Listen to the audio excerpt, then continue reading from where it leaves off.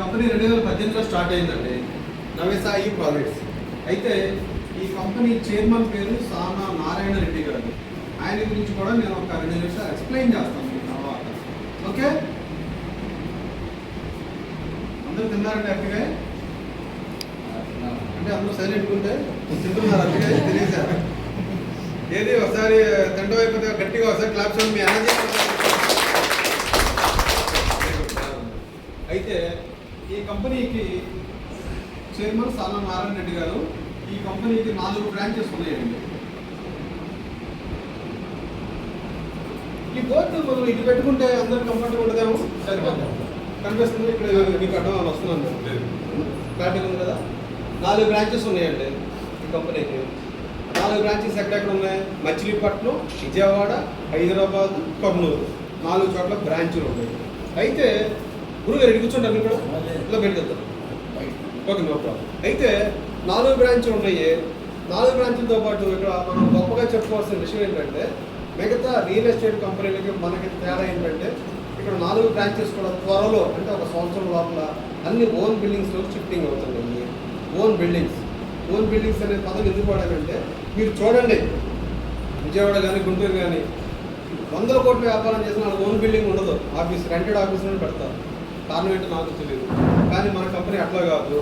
మనం కస్టమర్కి ఫ్లాట్ అమ్మిన తర్వాత ఫ్లాట్ అమ్మిన మార్కెటింగ్ కిషోర్ ఉండొచ్చు, లేకపోతే శివాజీ గారు ఉండొచ్చు, లేకపోతే మౌలాలి గారు ఉండొచ్చు, సేద గారు ఉండొచ్చు, లేకపోవచ్చు సింగర్. మనందరూ లేకపోయినా కానీ ఫ్లాట్ కొనుక్కున్న కస్టమర్కి permanent address, care of address ఉండాలి అనేది చైర్మన్ గారి ఆలోచన. అందుకోసం మనకి 4 కూడా ఓన్ బిల్డింగ్స్లోకి షిఫ్టింగ్ అవుతున్నాయి. ఆల్రెడీ మచిలీపట్నం 200 గజాల స్థలం కొనడం జరిగింది.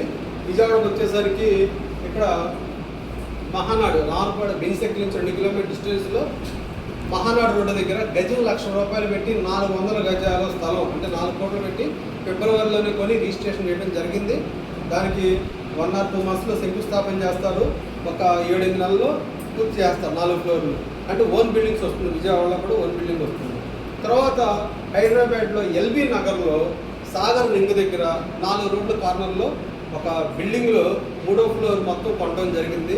ఆ 3వ ఫ్లోర్ మొత్తం 8,000 ఎస్ఎఫ్టీ సైజు, 8,000 ఎస్ఎఫ్టీ సైజు.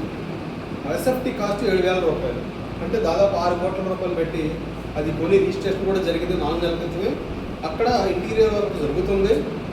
జనవరి నాటికి షిఫ్టింగ్ అవుతారు అన్నమాట. తర్వాత కర్నూలులో కూడా ఓన్ సైట్ తీసుకున్నారు, అక్కడ కన్స్ట్రక్షన్. అంటే 4 చోట్ల కూడా ఓన్ సైట్ ఉన్నాయి. నెక్స్ట్ బ్రాంచ్ 5వ బ్రాంచ్ స్టార్ట్ చేసినప్పుడు ఓన్ బిల్డింగ్లోనే స్టార్ట్ చేస్తారు.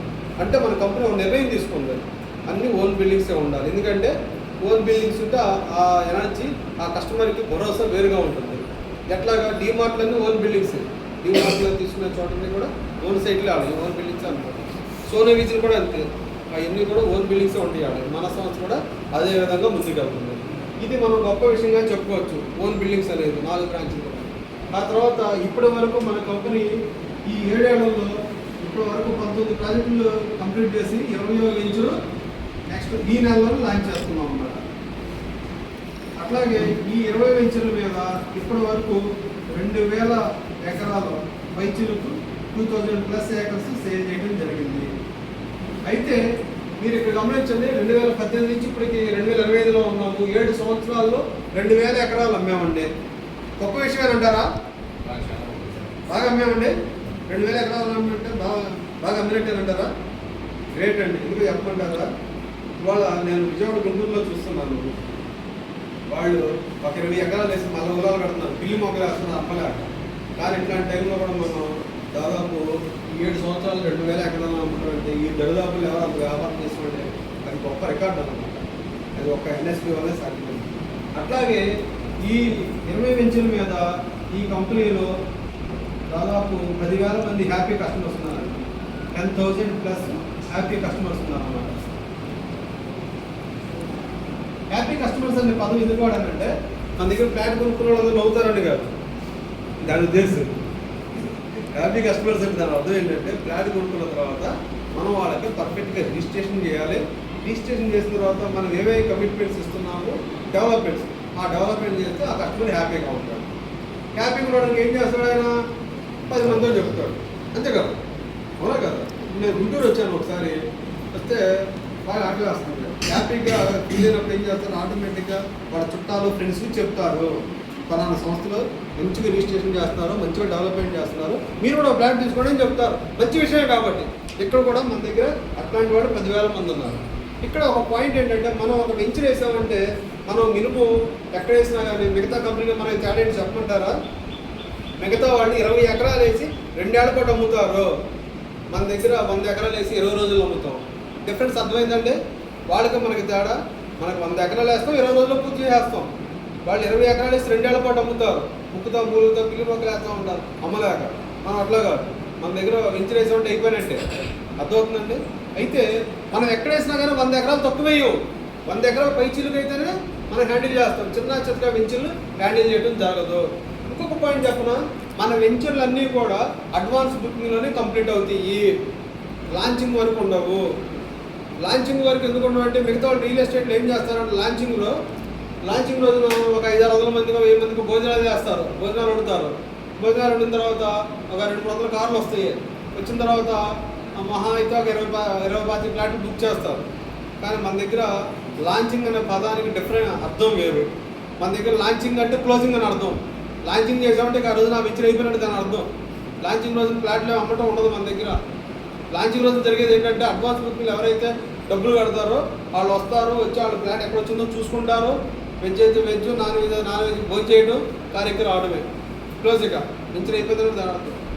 ఎందుకు ఇట్లా జరుగుతుందంటే, మన దగ్గర అడ్వాన్స్ బుకింగ్ ఎక్కువ జరుగుతుంది. అడ్వాన్స్ బుకింగ్ ఎందుకు జరుగుతుంది? మన దగ్గర మన కంపెనీ ఆల్రెడీ ఎస్టాబ్లిష్ అయిన కంపెనీ, ఇక్కడ పర్ఫెక్ట్గా రిజిస్ట్రేషన్ చేస్తున్నారు, డెవలప్మెంట్ చేస్తున్నారు. కాబట్టి మన దగ్గర కస్టమర్స్ ఫీడ్బ్యాక్ కూడా ఎక్కువ ఉంది.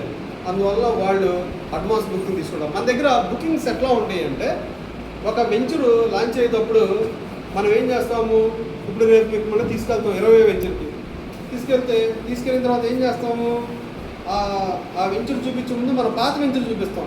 మన మెయింటెనెన్స్ డెవలప్మెంట్స్ ఎట్లా ఉంటుంది అనేది దాని దగ్గరలో 4వ వెంచర్ ఉంది, 4వ వెంచర్ చూపిస్తాము, ఈ రకంగా డెవలప్మెంట్ చేస్తాము అని చెప్పేసి రేపు కస్టమర్ తీసుకెళ్ళి అంతే పాత వెంచర్ చూపిస్తాము, ఈ రకంగా ఉంటాయని. తర్వాత కొత్త వెంచర్ తీసుకెళ్ళి చూపిస్తాము. కొత్త వెంచర్ చూపిన తర్వాత ఏం చేస్తాము, వాళ్ళకి టోకెన్ అమౌంట్ కట్టుకోండి అని చెప్తాము. 22 సెంట్లు తీసుకునే లెక్క అయితే 50,000, అర ఎకరానికి కానీ ఎకరానికి కానీ ₹1,00,000 టోకెన్ అమౌంట్ కంపెనీ అకౌంట్కి జమ చేయమని చెప్తాము. క్యాష్గా తీసుకోము మనం, వైట్ కంపెనీ అకౌంట్కి మీరు పే చేయండి అని చెప్తాము. చెప్పిన తర్వాత వాళ్ళకి రిసీట్ ఇస్తాము, రిసీట్ మీద సీరియల్ నెంబర్ ఇస్తాము. ఈ సీరియల్ నెంబర్ ఎందుకు ఇస్తాము అంటే, వెంచర్ లాంచింగ్కి 5 రోజుల ముందర ప్లాన్ వస్తుంది. ప్లాన్ వచ్చినప్పుడు ఏం చేస్తాము, సీరియల్ ఎవరైతే ఫస్ట్ కట్టారో వాళ్ళకి ఫస్ట్ ప్రయారిటీ ఇస్తాము, వాళ్ళు సెలెక్ట్ చేసుకునే అవకాశం ఇస్తాము. వాళ్ళు ఫస్ట్లో కట్టుకోవడం వల్ల ఏంటంటే, వాళ్ళకి కావాల్సిన ఎంట్రన్స్ టికెట్ తీసుకోవచ్చు, ఈస్ట్ ఫేసింగ్ అని తీసుకోవచ్చు, లేకపోతే నార్త్ ఈస్ట్ కార్నర్ సార్ ఏదైనా సరే తీసుకోవచ్చు. ఫస్ట్ కట్టిన వాళ్ళకి ఫస్ట్ ప్రయారిటీ. ఓకే అండి, ఇక అట్లా డబ్బులు కడతారు. కట్టుకున్న వాళ్ళకి మనం ఫ్లాట్ సెలెక్ట్ చేస్తాం, ఓకే చేస్తాం. ఇవన్నీ కూడా ఆల్మోస్ట్ వాళ్ళు లాంచింగ్ ముందులే ఆ వెంచర్ అంతా కంప్లీట్ అయిపోతుంది. ఇక లాంచింగ్ రోజున వచ్చేసి వాళ్ళు ఆ ఫ్లాట్ డబ్బులు కట్టిన దాన్ని ఎక్కడ వచ్చిందో చూసుకొని ఫోన్ చేసి వెళ్తారు. ఈ రకంగా ఉంటుందండి. ఈ రకమైన తరహా రియల్ ఎస్టేట్ బయట ఎక్కడ ఉండదు. అందువలన బయట వాళ్ళ రియల్ ఎస్టేట్ చేసే వాళ్ళకి, నాకు అన్నీ తెలిసిన వాళ్ళకి ఈ సిస్టమ్ తెలియదు. అందువలన మనం అడ్వాన్స్ బుకింగ్ అనుకుంటేనే మనకి ఫ్లాట్ దొరుకుతుంది. అర్థమవుతుందండి? ఎందుకంటే కంపెనీ ఇమేజ్ అట్లాంటిది అనమాట. ఇక్కడ ఫ్లాట్స్ దొరకవు, ఇప్పుడు పడితే అప్పుడు దొరకవు. అర్థమవుతుందండి? ఇక్కడ మనం